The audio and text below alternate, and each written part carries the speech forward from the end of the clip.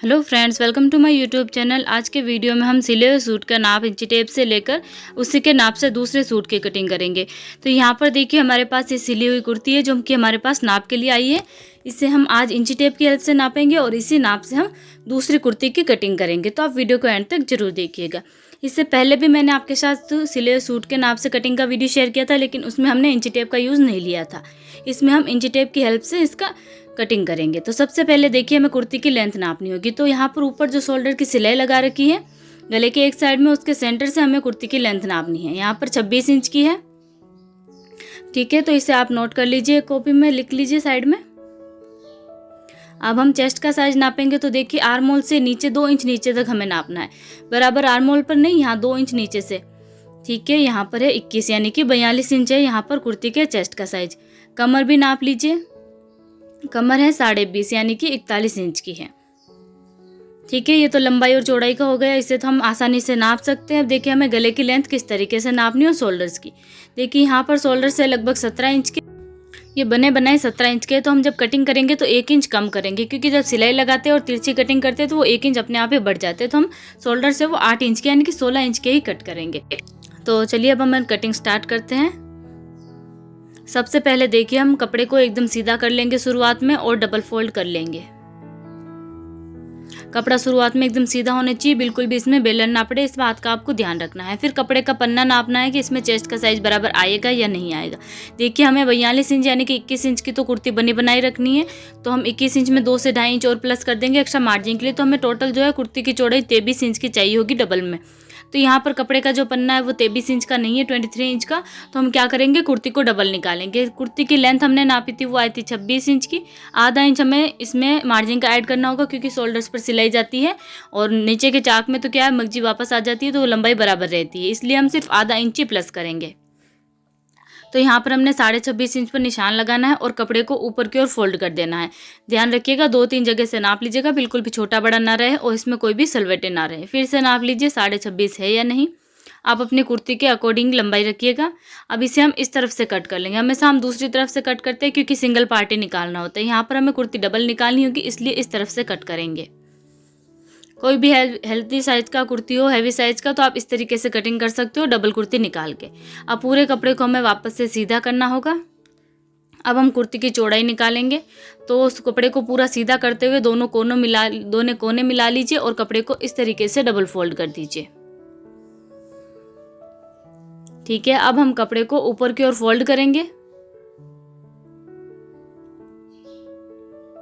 देखिए जो भी आपके चेस्ट का साइज हो उसका पहले आधा करना है।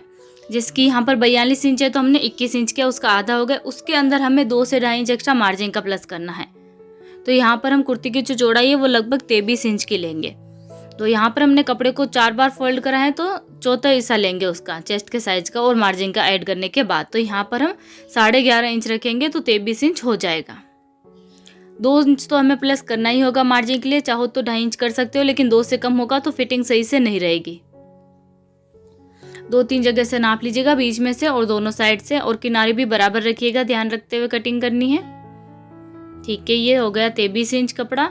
अब हम इसे साइड में से कट कर लेंगे। जो साइड में से कपड़ा निकलता है उसमें से हम कांचली बना सकते हैं या फिर सूट की मगजी भी बना सकते हैं। ठीक है, अब हमें देखिए इस कुर्ती को अलग तरीके से बिछाना होता है, जैसे हम हमेशा होता है वैसे नहीं करते हैं। अब पूरे कपड़े को वापस से सीधा करेंगे। फिर देखिए इस तरफ के दोनों कोने मिलाने हैं और उस तरफ के भी दोनों कोने मिला लीजिए। लंबाई में इस तरीके से इसे फोल्ड कर लीजिए। ठीक है, अब चारों कोनों को मिला दीजिए और फिर सब जगह से कपड़ा बराबर करते हुए इसे बिछा लीजिए। जो खुली साइड है वो हमें दूसरी तरफ रखनी है और जो बंद साइड है वो हमें अपनी तरफ रखनी है, क्योंकि उस तरफ कुर्ती का नेक कटिंग होगा। इस तरफ से कपड़ा आप बराबर जरूर रखिएगा, बिल्कुल भी इसमें सलवटे ना रहे, इस बात का आपको ध्यान रखना है। और कुर्ती की लंबाई भी बराबर रखिएगा। साइड में से भी बराबर देख लीजिए सही है या नहीं। ठीक है, एकदम परफेक्ट आई है। अब देखिए हमें गले की लंबाई किस तरीके से नापनी है वो भी मैं आपको दिखा देती हूँ। देखिए सबसे पहले तो हमें कुर्ती को एकदम सीधा करना है, जो हमारे पास नाप वाली कुर्ती है। और शोल्डर्स की जो कटिंग है वो सही से कर दीजिए। गला एकदम चौड़ा नहीं रहना चाहिए, ऐसा नहीं कि दोनों तरफ फैला और हमने नाप लिया। आप चाहो तो इसके ऊपर फरमा रख के भी आप कटिंग कर सकते हो, लेकिन अगर आप इंची टेप की हेल्प से करना चाहते हो तो देखिए इस तरीके से करनी है। यहाँ पर देखिए ये मगजी की साइड से नहीं नापना है, ये जो गुणा है कुर्ती के गले में जो गुणा लगा रखा है वहाँ से हमें इसकी लंबाई नापनी है। ठीक है, देखिए गुणे से लगाते हुए ऊपर की तरफ, और चौड़ाई में भी इसी तरीके से करना है, दोनों साइड के गुणों को मिलाते हुए इस गुणे से दूसरे गुणे तक। तो चौड़ाई हो गई 8.5 इंच की और लंबाई इसमें तो 10 इंच की है, हमें थोड़ी बढ़ानी है क्योंकि कस्टमर ने बोला था कि गला थोड़ा छोटा है, तो हम गला थोड़ा सा बड़ा बना देंगे। तो गले की लेंथ हम 10.5 इंच रखेंगे, लेकिन नीचे वाला जो गुणा है उससे और ऊपर तक मगजी तक हमें नाप लेना है, जितनी लेंथ हो उतना ही रखना है।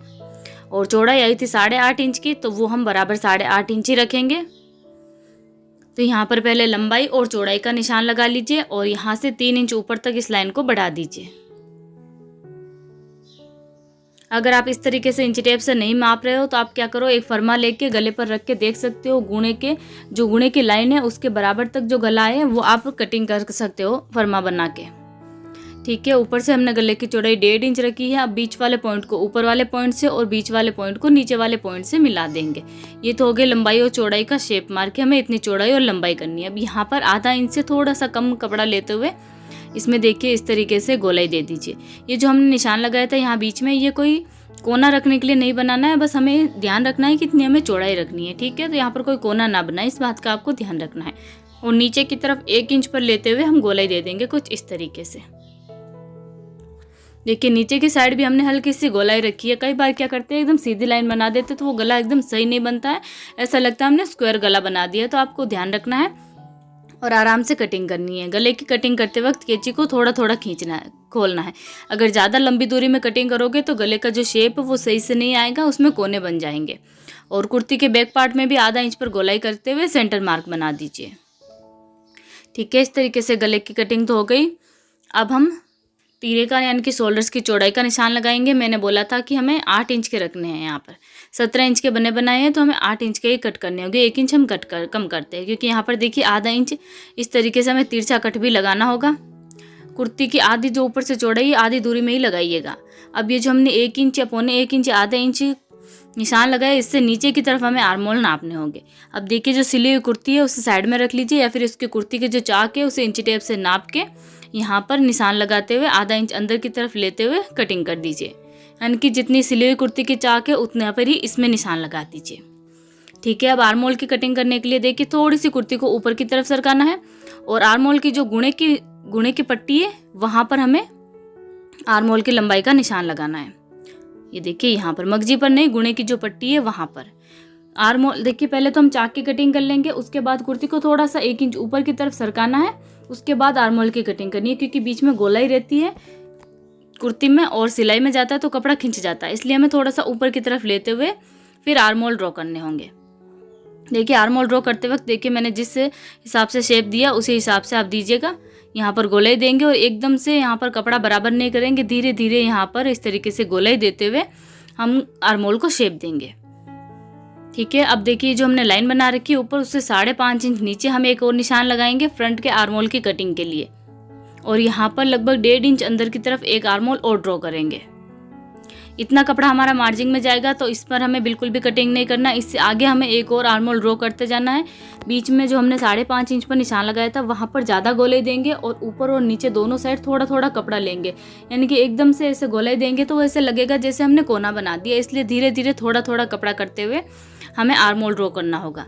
ये जो हमने आर्मोल दूसरी बारी बनाया है ये सिर्फ फ्रंट के आर्मोल के लिए है। ठीक है, और ऊपर से आप शोल्डर्स को इस तरीके से तिरछा कटिंग करना ना भूलें। हैवी साइज़ के लिए तो ये ज़रूरी है, नॉर्मल साइज़ में आप करो तो भी चलेगा, नहीं करो तो भी चलेगा, लेकिन फ्रंट के आर्मोल की ज़्यादा कटिंग आपको सभी साइज़ में करनी है, वरना जो आपकी कुर्ती का गला है वो आर्मोल की तरफ चला जाता है।